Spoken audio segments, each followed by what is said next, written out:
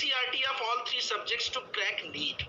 Because whosoever is studying for NEET, whosoever is studying physics, chemistry, biology in CBSE board, they must be reading NCERT. But reading NCERT is also an art. Everybody is reading, but some of them are being able to understand what is there, how it should be studied, and how the meanings of in between the lines could be cracked so that they can attempt the answers in NEET question paper.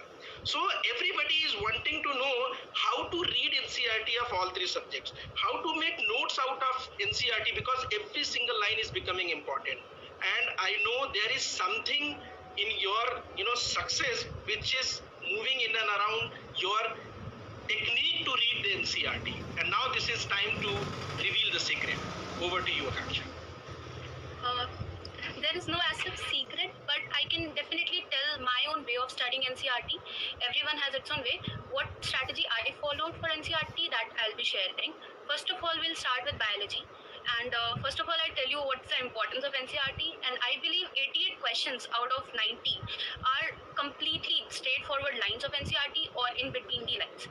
So you know that it has great importance. Now, how I studied, like I'll define it in few points. First of all, highlighting things in NCERT of biology doesn't work for me. So because I think each and every point is important. So I used to make short notes out of it. Rather than highlighting the points, I used to make a notes, like one chapter if I'm studying, I'll make around 2 or 3 page notes in it, in which each and every point that is there, which is important, either in the form of question I'll frame it, or I'll make a bulletin form of notes.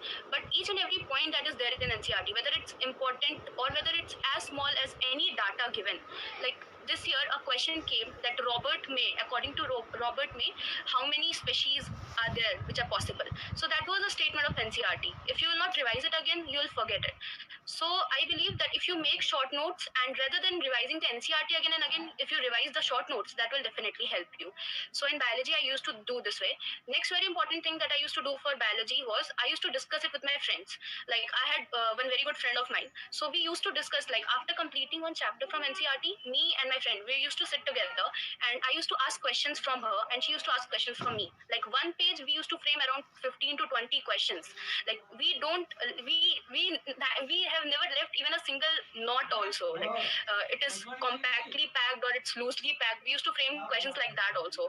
So that used to be very fun learning, and it helped us enhance our grip on NCERT very well. So these are the points which I think I have done different from others in biology. Now I'll talk about chemistry. So chemistry, first of all, I'll talk about inorganic chemistry. Inorganic chemistry is same as biology, but I think it's more difficult. It used to be more difficult for me to memorize all the points. But I'll definitely suggest that in inorganic chemistry, don't go beyond NCERT. Don't read even a single statement beyond NCERT. NCERT is more than enough. But each and every point which is given and each and every box that is given. Like this year, if I give you an example, there was a question from 7th period. They give the atomic number and they ask what element is it. So if you have read NCERT, it's very easy for you. If you have not, then it will become difficult for you. So for that, what I used to do, again, I used to make a short notes of around, like P block, if I give an example, it's there in 40 pages in NCERT class 12th. But I made short notes out of it in around 6 pages. And in short notes, you don't have to leave any point. Like some people make notes in which they leave some points and they write only the important points. I used to reduce the font size. Like I used to write so small that in a page only, I can cover around 100 lines or around 50 to 60 lines if a page is small. So that when you read it, like if you will open your NCERT, you will see 40 pages. Then your mind will say, oh my God, this is too much to study. But if you'll see that notes, you will feel like, okay, only 5 pages are there. So your mind gets relaxed. So I think that helped me. So I revised, I think each and every inorganic chapter I've revised 5 or 6 times. So make short notes out of it.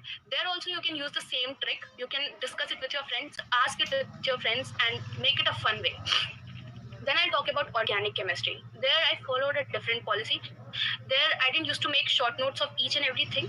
I used to make notes of all the data that is given. Because in NCERT, if I remember, paraphenol, orthophenol, and there were many data given, like of boiling point, melting point. So make it in a table, like each and every chapter make 2 pages, take 2 pages, and there first of all write all the reactants and the products. Don't write the mechanism of it, because that will lengthify it. Once you learn the mechanism, you don't need to memorize it again.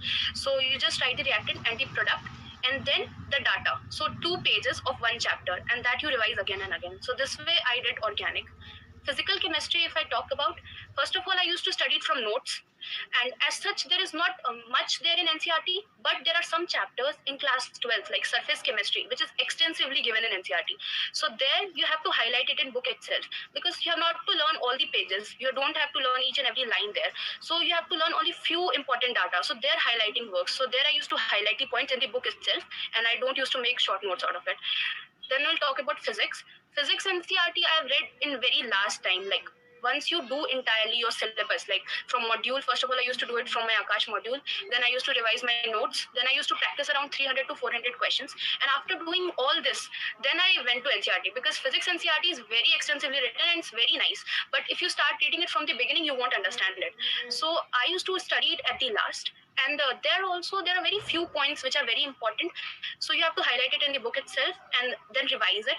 Like I'll tell you one question which came this year only. It came that copper resistivity curve was asked, and if you go by the concept, two answers are possible, like a straight line also and a parabolic curve as well.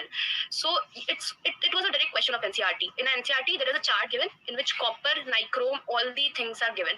So there, if you have read it, it's very simple for you to answer the question. So physics NCERT, I'll suggest that do it after you have completed everything, and at the last when you'll do it, you'll get an extra edge over the other students. So this is what I have to say. Wow, very, very